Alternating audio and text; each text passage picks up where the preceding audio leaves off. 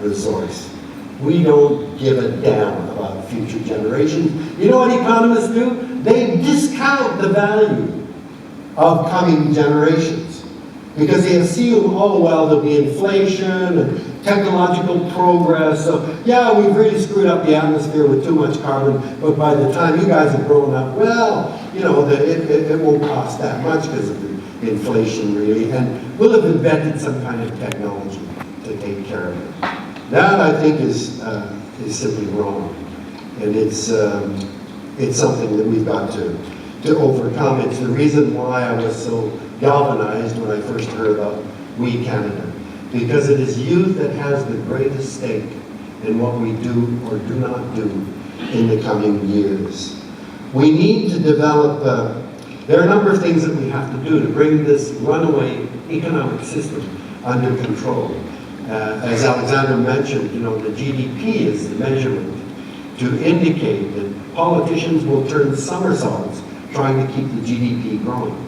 But the GDP is one of the nuttiest measuring tools that you can imagine.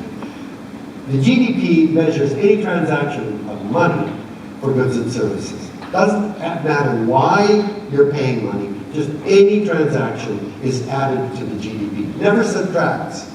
So let's take a really extreme scenario here. We have this ludicrous situation of the largest nuclear plant in Canada next to the largest city of Toronto, in Canada, Toronto. But oh, no, we're assured by the Canadian people, no, this technology, it's safe, it's foolproof. You know, we're not stupid like those Russians or like those Japanese. We've got a foolproof technology. Well, have you ever thought of what a foolproof technology is? It's a technology free of fools. I mean, that's what the word says. Now, who among us has never fallen in love and lost 50 IQ points? Who among us hasn't got out and got hammered one night and come into work half hungover, or caught the flu and come into work? All kinds of things make us act as fools at some point. There is no such thing as a foolproof technology unless you get rid of the fools, which is what Hal recognized in the movie 2001. Get rid of the people, and maybe the mission will succeed.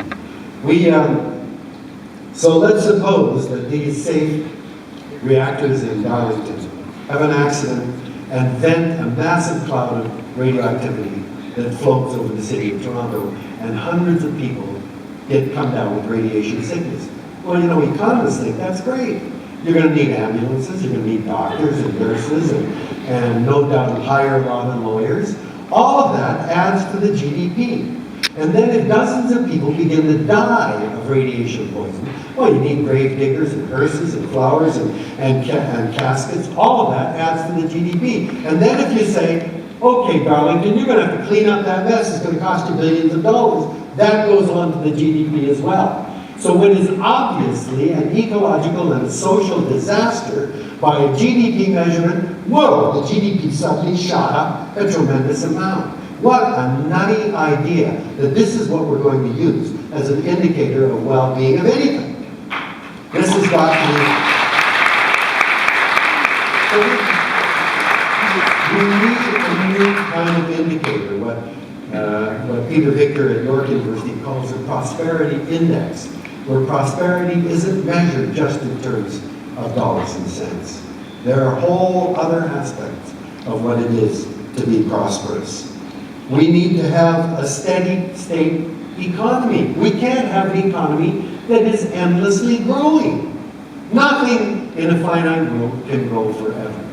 But because we seem to be committed to the idea that our very well-being depends on keeping the economy growing, nobody ever asks, are there no limits? How much is enough? Are we happier with all this stuff? What is an economy for? These are really important questions. But we just seem to blindly believe what our politicians are telling us. We got to do everything we can to keep that economy growing. It simply is not possible for it to grow endlessly. And I'm sorry, I know some of you have seen my thing that the NFB did about exponential growth on YouTube, but I really want you to understand why it's craziness to keep thinking we can have an economy that grows forever. The Brundtland Commission report that came out in 1987 that coined the phrase sustainable development still predicted or looked to a 5-fold increase in the economy. Never questioned the need to keep growing. Sir Nicholas Stern, the economist who estimated the cost of not doing anything to meet climate change, still thinks the economy, and he's a great guy, I love him, but he still thinks the economy's got to keep growing forever. I'm going to show you why this is crazy. Anything growing steadily over time is called exponential growth. And anything growing exponentially has a predictable doubling time. Okay? So if it's growing at 1% per year, it'll double in 70 years. 2% per year will double in 35 years. 3%, 24 years. 4%, 17 and a half years. Anything growing exponentially has a predictable doubling time. I'm going to give you a system analogous to the Earth, and that's a test tube full of food for bacteria. That's the Earth. And I'm going to put one bacterial cell in, that's us, and it's going to start dividing exponentially every minute. Okay, so at time 0 at the beginning, there's 1 cell. 1 minute, there are 2. 2 minutes, there are 4. 3 minutes, 8. 4 minutes, 16. That's exponential growth. And at 60 minutes, the test tube is completely full of bacteria and no food. So when is the test tube only half full? Well, of course, the answer is at 59 minutes. It's half full, but 1 minute later, it'll be filled. So at 58 minutes, it's 25% full. 57 minutes, it's 12.5% full. At 55 minutes of a 60-minute cycle, it's 3% full. So if at 55 minutes, one of the bacteria said, guys, I've been thinking, we got a population problem. The other bacteria would say, Jack, what the hell have you been smoking now? 97% of the test tube's empty, and we've been around for 55 minutes.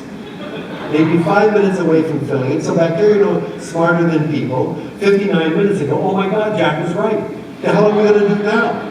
You know, how do you create any more air or water or soil, or how can you, the test tube is everything. And they'd be 1 minute away from filling it. Every scientist I've talked to agrees with me, we've already passed the 59th minute. So all of this need to keep growing is saying we've got to accelerate what is a suicidal path. Now when I give this talk to business people and politicians, they get mightily angry at me. How dare you say we're past the 59th minute? Look at our stores, they're filled with stuff. Look at our people, we're living longer, we're healthier. Who can say that we're past the 59th minute? I say so without apology. We are creating the illusion that everything's all right by using up the future for our children and grandchildren. Just talk to any elder who's lived in an area for 60 or 70 or 80 years. What was it like here when you were a kid? All over the world, elders answered the same thing. It used to be so different. It used to be trees as far as you could see. The skies used to be dark with birds at certain times of the year. The rivers used to be jammed with fish.